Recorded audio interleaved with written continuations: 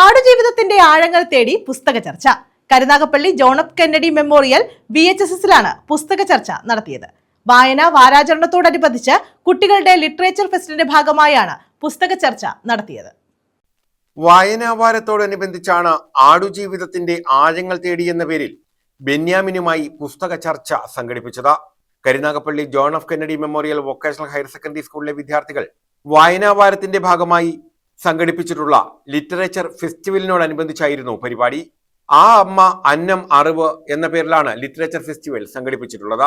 വായനാവാരം ഉദ്ഘാടനം ചെയ്തുകൊണ്ട് വിദ്യാർത്ഥികളോട് ബെന്യാമിൻ സംവദിച്ചു. ഹക്കീമുമാരുടെ കഥ കൂടിയാണ്, നമ്മൾ അറിയാതെ നമ്മൾ കേൾക്കാതെ പോയ അനേകം കഥകളുടെ ഇടം കൂടിയാണ് എന്ന് തോന്നിപ്പിക്കുന്നതിന് വേണ്ടിയാണ് യഥാർത്ഥത്തിൽ ഹക്കീമിനെ അവിടെ കൊല്ലേണ്ടി വരിക. അങ്ങനെ ഒരു സ്നേഹവാനായ ഒരു ചെറുപ്പക്കാരൻ, നിഷ്കളങ്കനായ ഒരു പയ്യൻ മരിക്കേണ്ടി വരുന്ന ഒരു സന്ദർഭം സൃഷ്ടിക്കുന്ന ഒരാളെന്ന നിലയിൽ വല്ലാത്ത വേദന നൊമ്പരം അനുഭവിച്ചു. ഈ നോവൽ വായിച്ചിട്ട് എൻ്റെ വളരെ അടുത്ത ഒരു സുഹൃത്ത് പറഞ്ഞു, നിങ്ങൾ എന്തൊരു ക്രൂരനായ മനുഷ്യനാണ്, നിങ്ങൾക്ക് വേണമെങ്കിൽ ഹക്കീമിനെ രക്ഷപ്പെടുത്താമായിരുന്നല്ലോ ആ കഥയിൽ. പക്ഷേ നമ്മൾ എഴുത്തുകാർ ചിലപ്പോഴങ്ങനെയാണ്, ചില ജീവിത സന്ദർഭങ്ങൾ പകർത്തുന്നതിന് വേണ്ടി ചില കഥാപാത്രങ്ങളെ നമുക്ക് ഇല്ലാതാക്കി കഴിയും. അത് കൂടുതൽ മനോഹരമായ ജീവിതത്തിന്റെ അർത്ഥം നമുക്ക് മനസ്സിലാക്കി തരുന്നതിന് വേണ്ടിയാണ്. Karunagappally taluk library council secretary V. Vijayakumar ചർച്ച നയിച്ചു.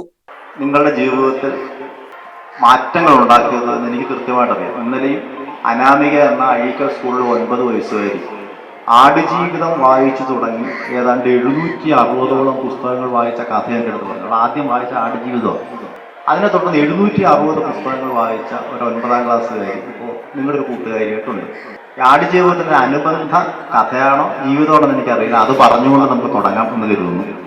അഡ്മിനിസ്ട്രേറ്റർ സിറിൽ എസ് മാത്യു, ഗംഗാറാം കണ്ണമ്പള്ളിൽ പ്രഥമാധ്യാപിക മീര സിറിൽ, അധ്യാപകരായ സുധീർ ഗുരുകുലം, ശ്രീരാഘു പതാരം, സിനോപ്പി ബാബു, ഹാഫിസ്, ഗോകുൽ, കുര്യൻ, സഹിൽ, അൻസർ, സജിൻ, അമൃത്, ബിന്ദു KR, ജയകുമാരി, ശ്രീജ, ഷമീന, മാനേജർ മായ ശ്രീകുമാർ എന്നിവർ പങ്കെടുത്തു.